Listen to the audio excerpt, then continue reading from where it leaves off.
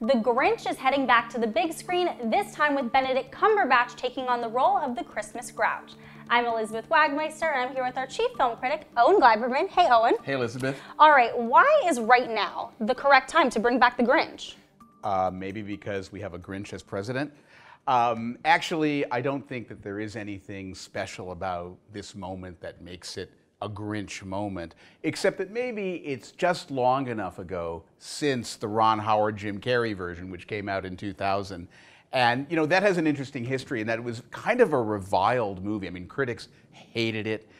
And yet it was the most popular movie of 2000. I mean, it made like $270 million. So a lot of people went out and saw it. But I think there's a feeling, this kind of collective feeling that that movie did not really capture the spirit of the book. It didn't really recapture that magic we remember from the TV special.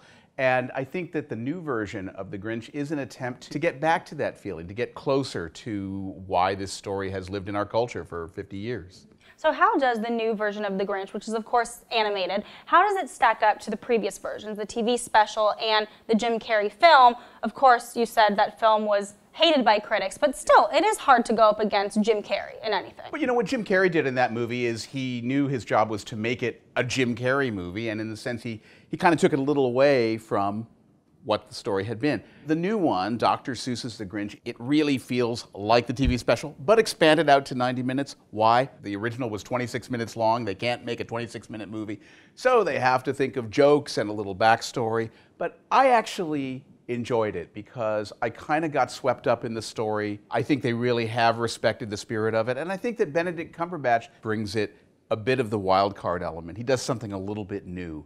He sort of plays him as this persnickety, officious, almost a kind of Paul Giamatti character, a little more benign than we remember from the Boris Karloff version. But he's still the Grinch that we know and love to hate, and the Grinch who kind of comes around at the end, and that still really works. Benedict Cumberbatch actually said that the filmmakers were okay with him having his British accent, but he said The Grinch is an American story, so he said it took about 4 or 5 sessions to perfect his accent, which I thought was interesting. This is the loudest snow I've ever heard in my life. Another thing that Benedict Cumberbatch has also said is this is maybe a bit of a nicer Grinch. Is that true? Do you think this seems a little bit nicer? I mean, he was always, in a way, like a nice guy buried inside that, right? That's the whole point of the Grinch. But I think they play up a little more in the new version that Grinches are made, not born. They give him a bit of backstory that explains how he got that way. And there's something about this new movie visually where Whoville, the Grinch's house above Whoville in the snowy mountains. It's all very physical and tactile in kind of an appealing way. And it gave me the feeling a little more that the Grinch was part of this town, even though he's away from it. He's a little more in this version relatable. I think it's probably a little more kid-friendly, but it's true to the spirit of Dr. Seuss, and that's what I liked about it. So you brought up kid-friendly, and of course The Grinch is a family-friendly story, which is always aiming for the box office. How do you think this will perform? Well, I think it probably can't miss. I mean, I don't think it'll necessarily be as boffo as the Jim Carrey version, because back then, Jim Carrey was still the biggest star in the world. But I think this is, for this year, the right family movie at the right time. And I think there is something very agreeable about it, because you can watch The Grinch and not feel that it's just a crass attempt to cash in on our nostalgia, although it is also a crass attempt to cash in on our nostalgia. Something that I found interesting is the release date. The Grinch is coming out in early mid-November. Last time I checked, Christmas was in December.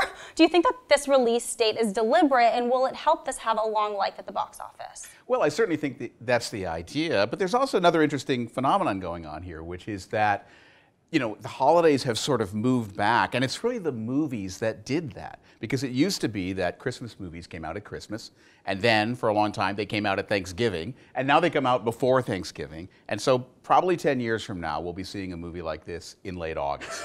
It is a business after all, isn't it? Absolutely. Okay, so Owen, film critic, what is your final verdict? The Grinch, did we need it or not? I don't think we needed it, but by the end, it was a movie that got to me. It was a movie I liked. All right, thank you so much, Owen. For more news and information on The Grinch, go to Variety.com or follow us on Twitter.